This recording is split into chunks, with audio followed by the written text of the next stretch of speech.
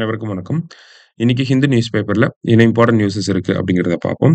முதல்ல பார்த்தீங்க அப்படின்னா, India holds fire as Trump slaps tariffs அப்படின்னு சொல்லி குடுத்துருக்காங்க. இல்லையா? என்ன ஒரு நியூஸ் அப்படின்னு பார்த்தோம்னா, நமக்கு அமெரிக்கன் பிரசிடென்ட்டா டொனால்ட் ட்ரம்ப் வந்து பதவியேற்றதிலிருந்து ஒரு முக்கியமான விஷயத்த பத்தி தொடர்ச்சியா பேசிட்டே இருந்தாரு. என்ன அப்படின்னு பார்த்தோம்னா, அமெரிக்காவிலிருந்து போகக்கூடிய பொருட்கள், அதாவது அமெரிக்காவிலிருந்து மத்த நாடுகளுக்கு ஏற்றுமதி ஆகக்கூடிய பொருட்கள் மேல, மத்த நாடுகள் எல்லாமே அதிகமான வரிகள விதிக்கிறாங்க அப்படிங்கிறத சொல்லியிருந்தாங்க. இப்ப எக்ஸாம்பிள்க்கு இந்தியாவ சொன்னாங்க. இந்தியா எப்பயுமே அதிகமான வரிகள அமெரிக்கன் ப்ராடக்ட்ஸ் மேல இம்போஸ் பண்றாங்க அப்படின்னு சொல்லியிருந்தாங்க. அந்த வகையில நம்ம பார்த்தோம்னா, அமெரிக்காவிலிருந்து இந்தியாவுக்கு வரக்கூடிய பொருட்கள் மேல, அமெரிக்காவிலிருந்து இந்தியாவுக்கு வரக்கூடிய பொருட்கள் மேல 52% வந்து நம்ப டாக்ஸ் போடுறோம். சரிங்களா? டாரிஃப் வந்து இம்போர்ட் டாக்ஸா 52% வந்து நம்ம போடுறோம். ஓகேங்களா? அமெரிக்காவிலிருந்து இந்தியாவுக்கு வரக்கூடிய பொருட்கள் மேல. ஓகேவா? ஸோ இந்த மாதிரி பல்வேறு நாடுகள் பார்த்தோம்னா, ஒவ்வொரு நாடுகளுமே உலகத்துல முக்காவாசியான நாடுகள் அமெரிக்காவிலிருந்து வரக்கூடிய பொருட்களுக்கு அவங்கவங்க நாட்டுல அதிகமான வரிகள தான் விதிச்சுட்டு இருக்காங்க. இத வந்து என்ன சொல்றாங்க அப்படின்னா, இத வந்து ஒரு நியாயமற்ற முறை அப்படிங்கிறத அமெரிக்கன் பிரசிடென்ட் சொல்லியிருப்பார். அதனால நாங்களும் அ அதே மாதிரியான டாரிஃப்ஸ வந்து போடுவோம். ஒவ்வொரு நாடும் எந்த அளவுக்கு எங்க மேல எங்க பொருட்கள் மேல டாக்ஸ் போடுறீங்களோ, அந்த அளவுக்கு அவங்க நாட்டுல இருந்து அமெரிக்காவுக்கு வரக்கூடிய பொருட்கள் மேல நாங்க டாக்ஸ் போடுவோம் அப்படிங்கிறத சொல்லியிருந்தாங்க. ஓகேவா? அததான் நேத்து அனௌன்ஸ் பண்ணியிருக்காங்க. அதுக்கு பேரு தான் என்ன அப்படின்னு பார்த்தீங்கன்னா, ரெசிப்ரோக்கல் டாரிஃப் அப்படின்னு சொல்லியிருக்காங்க. சரிங்களா? இங்கேயே நமக்கு குடுத்துருக்காங்க. Reciprocal tariff. ரெசிப்ரோக்கல் டாரிஃப்னா, இப்ப அ அமெரிக்கா ப்ராடக்ட் மேல இந்தியா ஒரு பெர்சன்டேஜ் ஆஃப் வரி போடுறாங்க. அதே மாதிரி சிமிலரான ஒரு டாரிஃப அமெரிக்காவும் போட ஆரம்பிப்பாங்க. அந்த வகையில பார்த்தீங்கன்னா, அமெரிக்காவிலிருந்து இந்தியாவுக்கு வரக்கூடிய பொருட்கள் மேல நம்ம 52% போடுறோமா? நேத்து அனௌன்ஸ்மென்ட் படி பார்க்கிறப்ப, இந்தியாவிலிருந்து அமெரிக்காவுக்கு போகக்கூடிய ப்ராடக்ட்ஸ், இந்தியாவிலிருந்து அமெரிக்காவுக்கு ஏற்றுமதி ஆகக்கூடிய, இந்தியாவிலிருந்து அமெரிக்காவுக்கு எக்ஸ்போர்ட் ஆகக்கூடிய ப்ராடக்ட்ஸ் இருக்கு இல்லையா? அது மேல அமெரிக்கா எவ்வளோ பெர்சன்டேஜ் வரி போட போறாங்க அப்படின்னா, 27% வரி போட போறாங்க. சரியா? 27% டாரிஃப் வந்து போட போறாங்க. ஓகேவா? இதுதான் இந்த விஷயம். இது இந்தியாவுக்கு மட்டும் இல்ல, உலகத்துல இருக்கக்கூடிய முக்காவாசி கிட்டத்தட்ட பார்த்தோம்னா, ஒரு 25 நாடுகளுக்கு இந்த மாரி ரெசிப்ரோக்கல் டாரிஃப் அப்படிங்கிறத அனௌன்ஸ் பண்ணியிருக்காங்க. சரியா? அதுல இந்தியா ரிலேட்டடா பார்க்கிறப்ப இந்த விஷயத்த நம்ம தெரிஞ்சுக்கணும். அமெரிக்காவிலிருந்து இந்தியாவுக்கு வரக்கூடிய பொருட்களுக்கு நம்ம 52% போடுறோம். இந்தியாவிலிருந்து அமெரிக்காவுக்கு போகக்கூடிய ப்ராடக்ட்ஸ்க்கு அவங்க 27% வரி போடப் போறாங்க.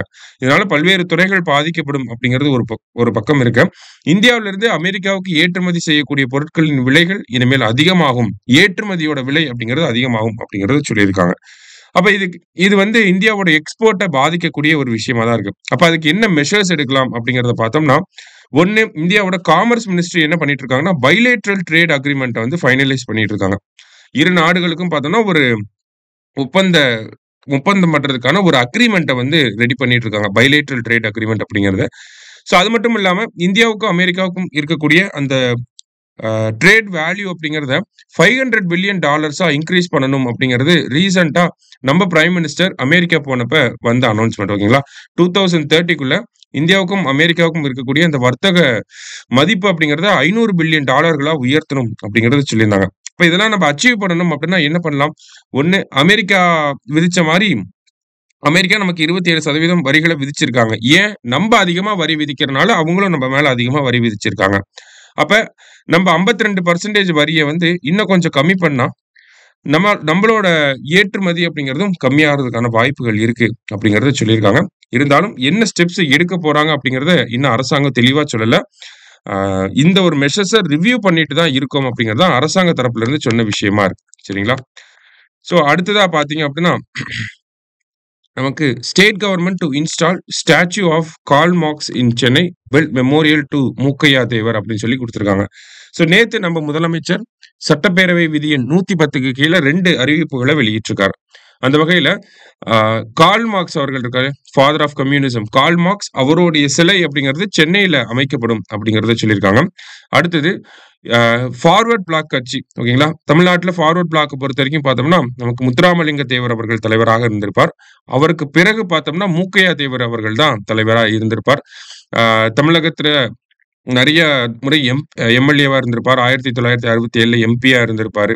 இந்த மாதிரி நெறைய பங்களிப்புகள செஞ்சிருப்பார். அதே மாரி கச்சத்தீவ இலங்கைக்கு கொடுத்த விஷயத்துக்கெல்லாம் பெரிய எதிர்ப்பை தெரிவிச்சிருப்பார். ஓகேங்களா? அண்ணா அவர்கள் கூட மூக்கையா தேவர் அவர்கள பார்த்து, "நியாயத்துக்கு ஒரு மூக்கையா" அப்படின்னு சொல்லி கூட சொல்லியிருப்பார். சரிங்களா? ஸோ இந்த மாரி சிறப்புற்று இருக்கக்கூடிய நபர் தான் மூக்கையா தேவர் அவர்கள். பி.கே. மூக்கையா தேவர் அப்படின்னு சொல்லுவாங்க. ஸோ இவருக்கு பார்த்தோம்னா, உசிலம்பட்டியில ஒரு மெமோரியல், அதாவது மணிமண்டபம் அப்படிங்கிறத தமிழக அரசாங்கம் அமைக்கும் அப்படிங்கிறத இன்னொரு அறிவிப்பா நேத்து வெளியிட்டிருந்தார். சரிங்களா?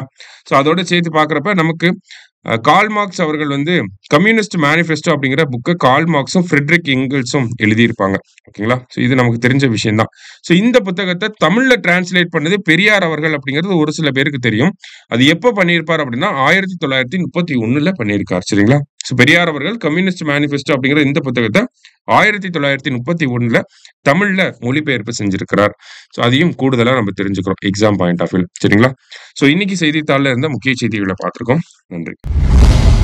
சுரேஷ் IAS அகாடமி, வெற்றியின் முகவரி.